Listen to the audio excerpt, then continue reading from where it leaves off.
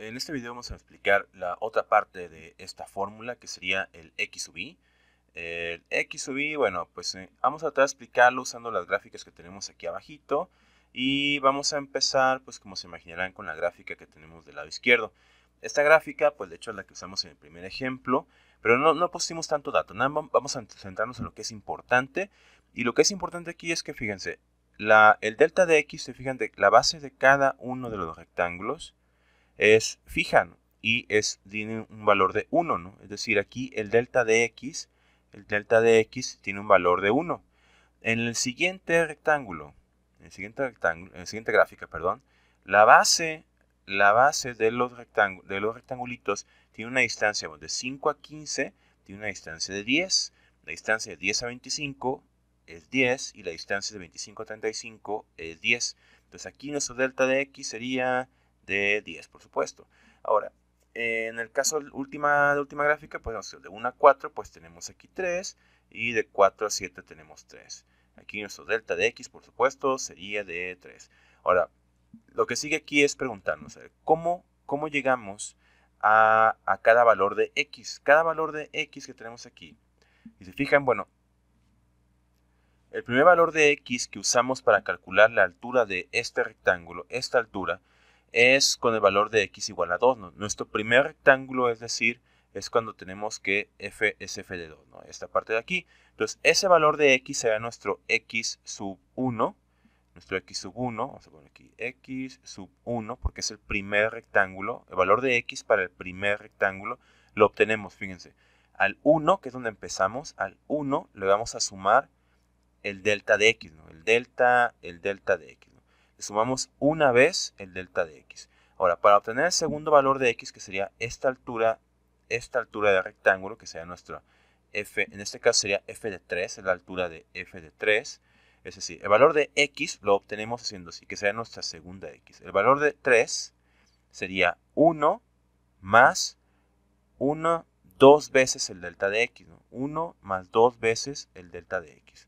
Luego, el valor de x sub 3, que sería este 4 sería la altura de nuestro tercer rectangulito, que sería aquí mero, sería f de 4. Para encontrar este 4, lo que hacemos es x sub 3 sería igual a 1, que es el valor donde empezamos, 1 más 3 veces el delta de x, ¿no? Pues si sumamos 1, 2, 3 veces el delta de x y llegamos de 1 a 4. Ahora, eso sería pues los x del primer ejemplito, de la primera gráfica a la izquierda. Vamos con la segunda gráfica. El primer valor de x, el x sub 1, sería en el 15, porque el 15 es donde termina la altura de este rectángulo. Entonces, para llegar a este 15, lo que hacemos es, empezamos en el 5, y luego le sumamos una vez el delta de x, una vez para llegar de 5 a 15. Entonces sería una vez el delta de x.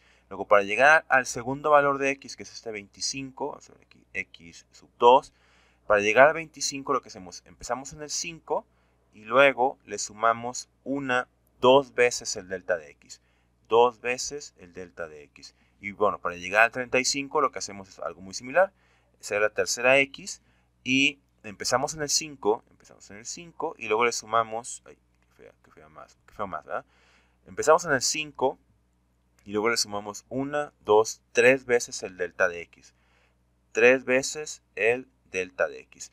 Y bueno, por último, en esta gráfica que tenemos a la derecha, pues esto nada más son dos rectangulitos. El primer valor de x sería el 4, ¿no? El 4 donde está la altura del primer rectángulo.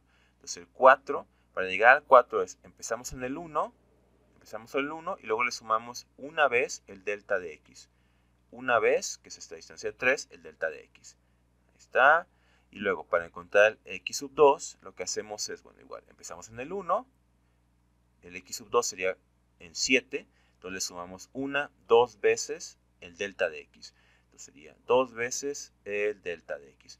Entonces vamos a dejar un poquito la pantalla para sacar nuestra formulita de qué es el x sub i. A ver, ¿qué es el x sub i?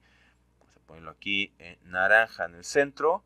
El x sub i, como pueden ver, siempre se calcula que sería la x para este y que toma el valor de cada rectángulo. Como ves, aquí tenemos tres rectángulos, entonces tomamos 1, 2, 3 valores para esos rectángulos. La altura, bueno, el valor de x para esos rectángulos.